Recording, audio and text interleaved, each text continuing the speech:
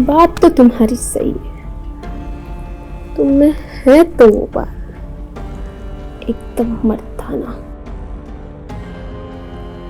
तो आ जाओ ना, इंतजार किस बात का।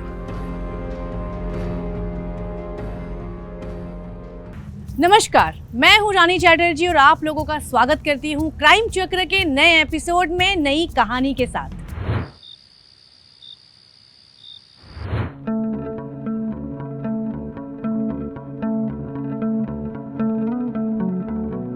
मेकअप कितना करोगी? मेकअप कर नहीं रही हूँ, उतार रही हूँ। अरे तो आ जाओ ना, मैं उतार देता हूँ।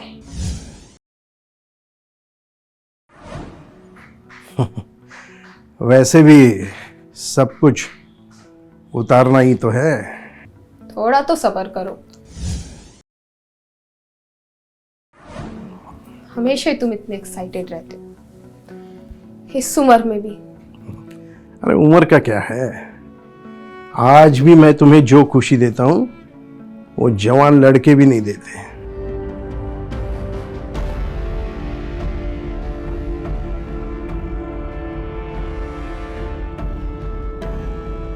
बात तो तुम्हारी सही है, तुम में है तो वो बात एकदम मर्दाना।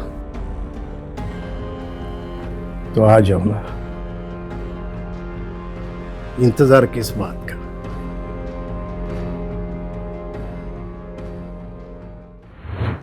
मर्द हमेशा वो नहीं होता जो प्यार को सिर्फ अपनी मर्दाना ताकत से तौले, पर आज के समाज में ये धारणा बहुत आम हो गई है कि बिस्तर पर मर्दाना व्यवहार ही एक पुरुष की पहचान है। इसमें अकेले मर्द की कोई गलती नहीं है, कभी कभी औरतें भी इस व्यवहार को बढ़ावा देती हैं और कई भावनाओं में से कोई एक भावना इंसान पर हावी होती है तो वो अंजाम देती है जुर्म को।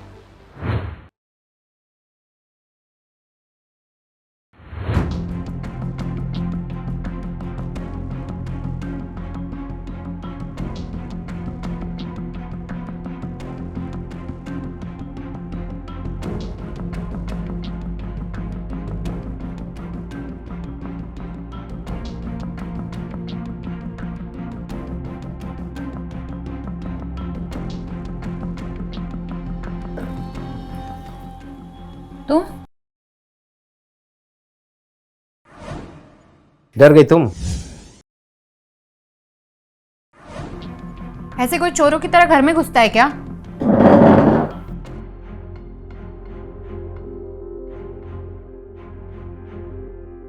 किसी के दिल में घुसना है तो चोरों की तरह घुसना पड़ता है।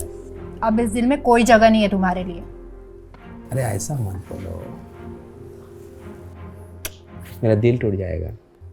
जब मेरा दिल टूटा था मुझसे शादी करके मुझे अकेला छोड़ के गए थे तब? तो हर गलती की माफी भी तो होती है ना। तुम कितनी भी कोशिश कर लो मैं तुम्हें माफ नहीं करूंगी। मैं कितनों दिनों से तुम्हें मनाने की कोशिश कर रहा हूँ, आज तो मैं तुमको मना के ही रहूंगा। चलो छोड़ो मुझे निखिल, दर्द हो रहा है। अरे प्यार में थोड़ा दर्द तो सहना ही पड़ेगा ना।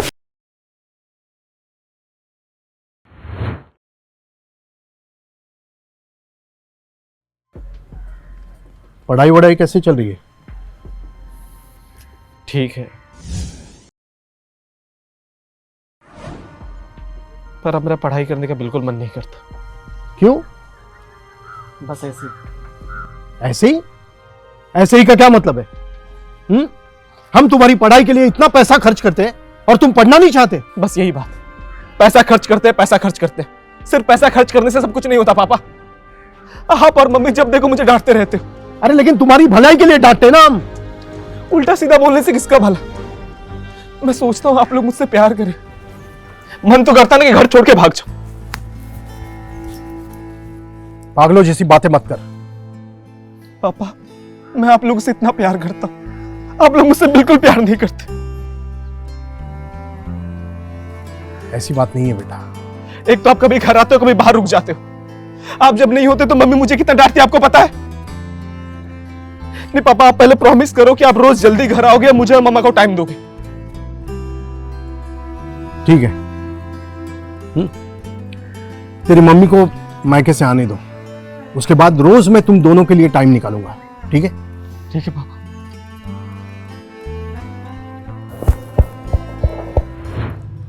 तीन अलग अलग रिश्तों की समांतर चलती कहानियां, पर क्या तीनों कहानियों में कोई संबंध है या तीनों बस अलग अलग चलती हुई कहानियां हैं?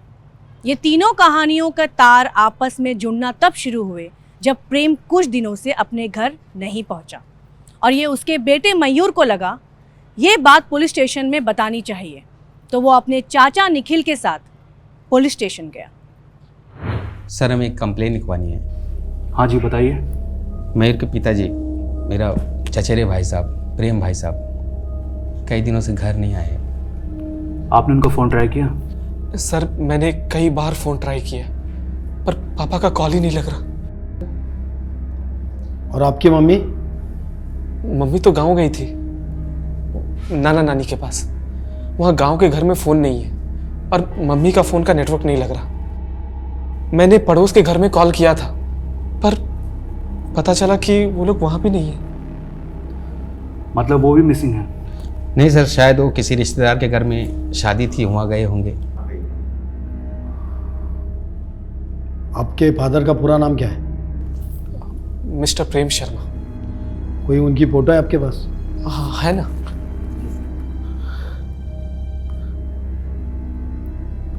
हाँ ये सर। परब, ये कंप्लेंट लिख लो। सर।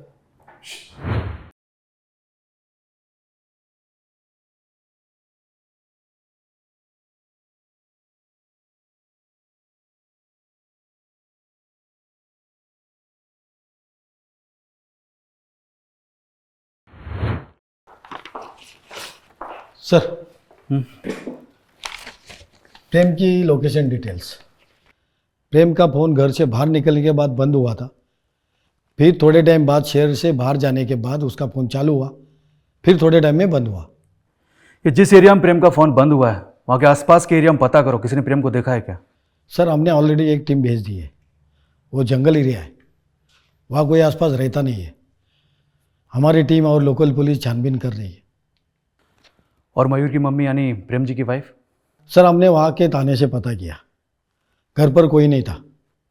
और एक बात सर, प्रेम को ज़्यादातर उसके काम के सर्कल वाले के फ़ोन आए थे, लेकिन सर एक नंबर अलग है।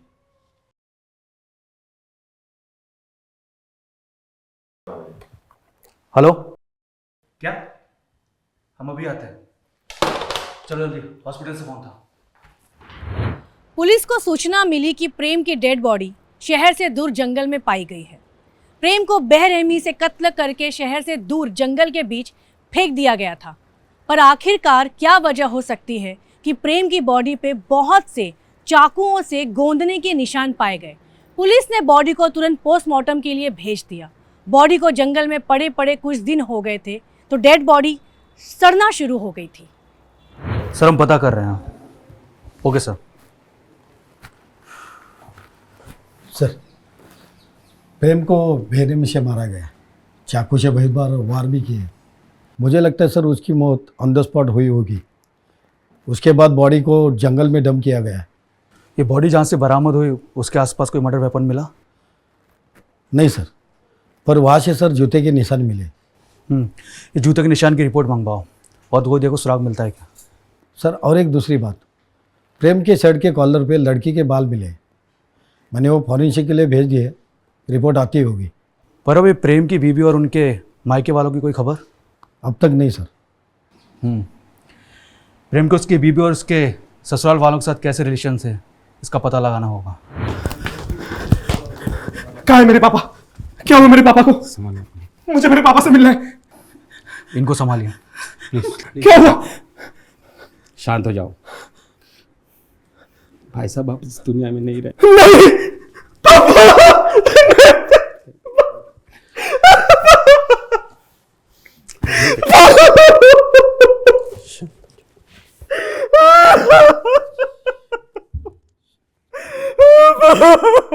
शांत हो जाओ बेटा।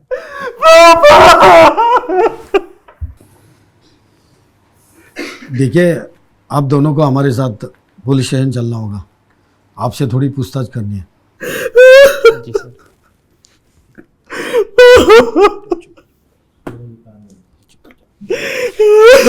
शांत हो जाइए। आपके पापा की किसी से कोई दुश्मनी? मुझे कैसे पता होगा सर? सर भाई साहब तो काम में इतना व्यस्त रहते थे, वो अपने परिवार को भी समय नहीं दे पाते थे। तो सर रंजिश का तो सवाल ही नहीं पैदा होता है। ये देखिए, मर्डर हुआ है, वो भी इतने बेरहमी से मार दिया है, कोई तो वजह होगी ना। और वो हम पता लगा के रहेंगे। आप हमें ये बताइए कि प्रेम की उनकी बीवी और ससुराल वालों के साथ कैसे संबंध थे?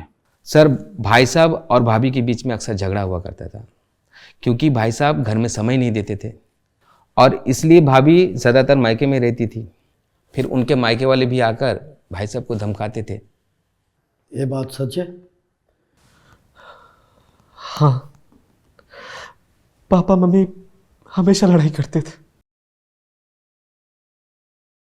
और जब मामा के घर से कोई आता था तो वो लड़ाई देख कर मैं तंग आ जाता था और अपने कमरे में चला जाता था। ठीक है, फिलहाल आप लोग जा सकते हैं। अगर कोई सुराग मिलेगा तो आपको इन्फॉर्म करेंगे। चलो।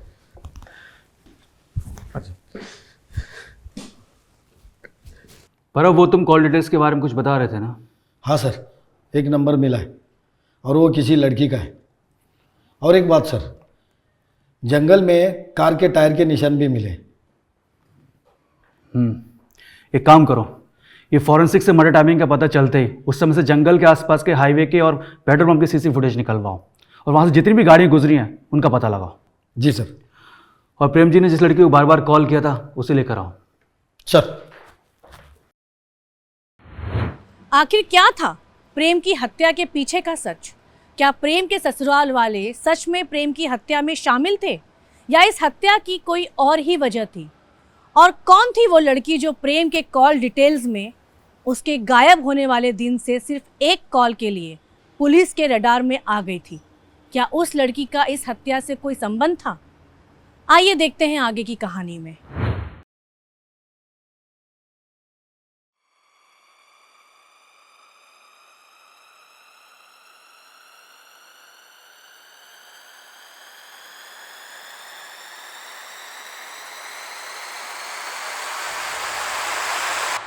आप? हाँ, मैं प्रेम के बारे में सुना तो सोचा कि तुम अकेले होगे तो तुमसे मिलने आ गई। आप अंदर कैसे आए? इस घर की एक चाबी मेरे पास भी है, प्रेम ने मुझे दी थी। तुम्हें तो पता ही है ना कि प्रेम और मैं बहुत अच्छे दोस्त थे। हाँ हाँ, मुझे मालूम है। मैंने सोचा कि तुम्हें सहारे की ज़रूरत होगी तो इसलिए सहारा देने आ गई।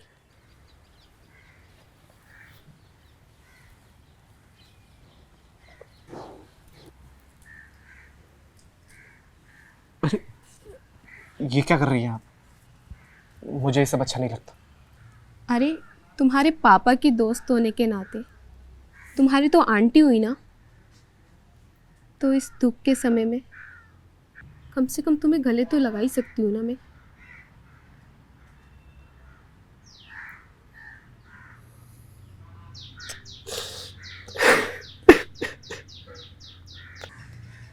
तुम्हारे पापा बहुत अच्छे इंसान थे।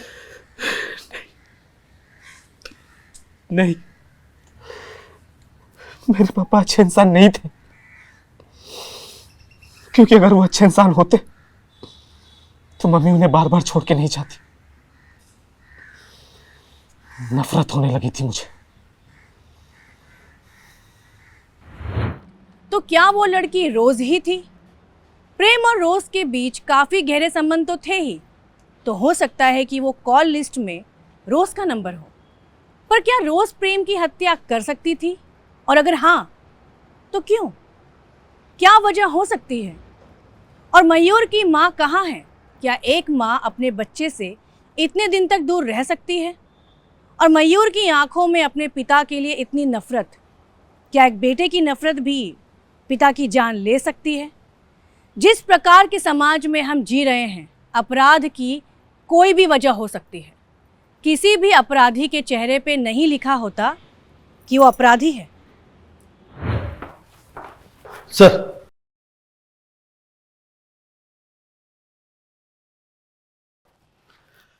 ये कामना जी, निखिल जी की बीवी। प्लीज़ बैठिए। जैसा कि आपको प्रेम की हत्या के बारे में पता ही होगा, उसी की पूछताछ के लिए हमने आपको यहाँ बुलाया है। सर, मुझसे कैसी पूछताछ? जिस दिन प्रेम गायब हुआ था उस दिन आपको कॉल आया था? सर, प्रेम जी अक्सर मुझे कॉल किया करते थे। वो मेरे जेठ थे और उनकी वाइफ यहाँ थी नहीं। मयूर के खाने पीने का ध्यान मैं ही रखती थी। तो आप और निखिल मयूर का ख्याल रखते थे? देखिए, ये हत्या का मामला है। आप हमें कोऑपरेट करिए, नहीं तो फिर हमें अपना तरीका अपनाना पड़ेगा। सरिता जी। सर देखिए, मेरा उस परिवार से कुछ खास लेना देना है नहीं। मेरी और निखिल की शादी भी डिवोर्स के कगार पे आ गई है। कोई खास वजह? वो मुझसे शादी के बाद अलग रहने लगे थे। उन्होंने दूरियां बना ली थी। बहुत कोशिश की उन्होंने वापस आने की, पर अब मेरा मन ही नहीं था उनके साथ रहने का। तो आपका मन क्या प्रेम के साथ रहने का था? सर देखिए, आप एक औरत के चरित्र पे ऐसे इल्ज़ाम नहीं लगा सकते हो। अगर पूछताछ करनी है तो उस रोज़ से कीजिए ना।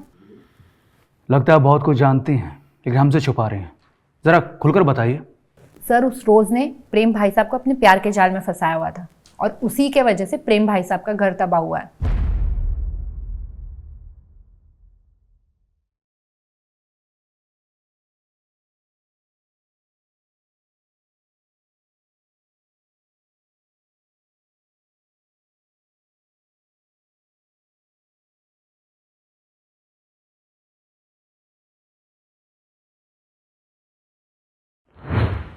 ऐसी क्या बात थी जो कामना जानती थी और पुलिस को बताने में उसने इतना समय लगा दिया?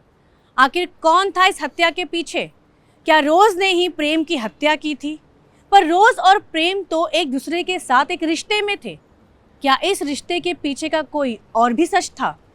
पुलिस ने रोज़ को पूछताछ के लिए बुलाया और साथ ही पुलिस को जंगल के एरिया के पास का सीसीटीवी फुटेज भी बरामद हुआ, जिसमें पुलिस को कातिल की एक झलक मिली और ये झलक काफ़ी थी सारी कहानी को सामने लाने के लिए।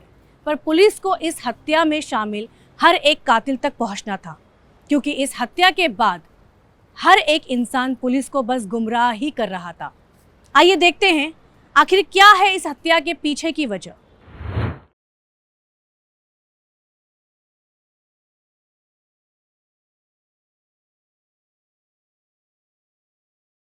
किसके लिए इतना सच सवर रही है? हाँ, कितने के जान लोगी तू? दूर रहो मुझसे। मैं दूर रहूं? हाँ, मैं क्या कम पड़ा था तुझे जो मेरे चचेरे भाई के साथ तू रंगरेलियां मना रही थी और उसे अपने जाल में फंसा लिया? फंसाया और मैं तो तेरे साथ लिव इन रिलेशनशिप में थी ना, और वो तेरा भाई वो मुझ पर लट्टू हो गया, तो इसमें मैं क्या करूं? मैं क्या करूं? हाँ, कैसी औरत है रे तू? और कैसा आदमी है तू जो अपने ही भाई को इतनी बेरहमी से मारा तूने? जैसे भी आदमी और औरत हो तुम दोनों, पुलिस से ज्यादा देर तक बच नहीं पाए। ले चलो दोनों को।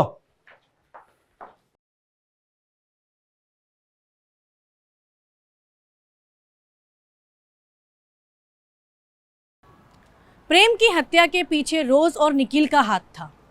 कामना के बयान से पुलिस को यह पता चला कि निखिल और रोज लिव इन रिलेशनशिप में रह रहे थे और इसी वजह से कामना का निखिल से रिश्ता टूट गया था। पर जब निखिल और रोज एक साथ थे तो प्रेम के साथ संबंध रखना क्या सही था? इस हवस के लव ट्रायंगल ने न जाने कितनी जिंदगियां बर्बाद कर दी। आइए देखते हैं आखिर कत्ल कैसे हुआ। हमें जहां से प्रेम की बॉडी मिली थी वहीं के पास के सीसीटीवी फुटेज में तेरा फेस रिवील हो गया। अब तेरे लिए अच्छा होगा कि तू कन्फेस कर ले। बोल, सच क्या है? सर, मैं और रोज लिविंग में रहते थे और प्रेम भाई साहब है ना, एक दिन मैंने उनको पकड़ लिया रोज के साथ में हम बिस्तर होते हुए।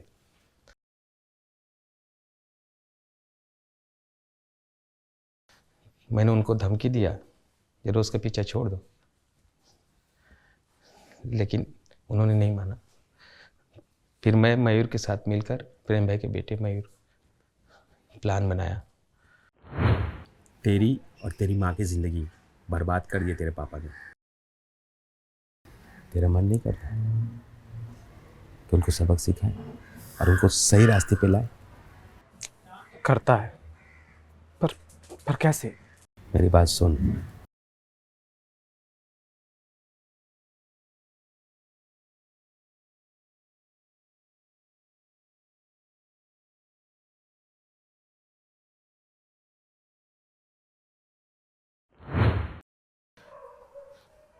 सर एक दिन की बात है, मैं और मयूर मिलकर रोज़ के घर गए। मुझे पता था प्रेम भाई साहब दरवाज़ा नहीं खोलेंगे।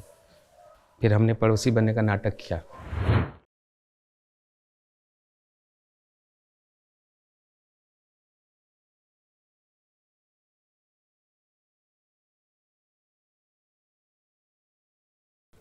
अरे रुको मैं देखती हूँ कौन है। आ रही हूँ, रुकिए। पता नहीं कौन आ गया इस वक्त। कौन है इस वक्त? अरे पता नहीं इस टाइम कौन आ गया। कौन है? मैडम जी मैं आपका पड़ोसी हूँ। वो ज़रा स्कूटी हटा दीजिए ना, मुझे गाड़ी पार्किंग करनी है। अच्छा ठीक है, 1 मिनट खोलती हूँ।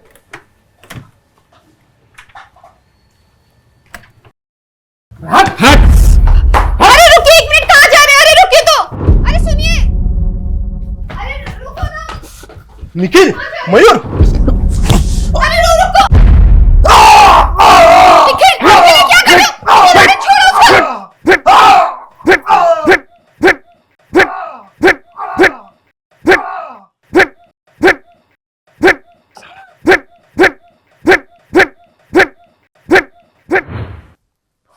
और सर गुस्से में भी प्रेम भाई का खून कर दिया। कानून को हाथ में लेने का अधिकार किसी भी नागरिक का नहीं होता है, चाहे वो कितने भी गुस्से में क्यों ना हो। अब तुम और मयूर खून के इल्जाम में जेल में सड़ोगे, और तुम इस गुनाह को छुपाने के लिए।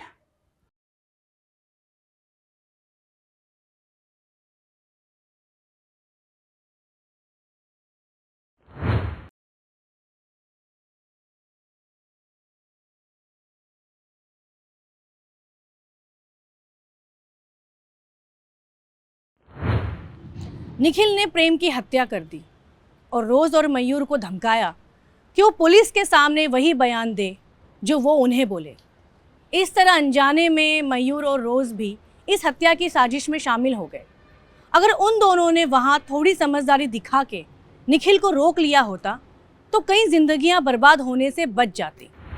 और इसी के साथ मैं नानी चैटर्जी विदा लेती हूँ। फिर मिलेंगे क्राइम चक्र के अगले एपिसोड में एक नई कहानी के साथ। तब तक सतर्क रहिए, सावधान रहिए और देखते रहिए क्राइम चक्र। जय हिंद।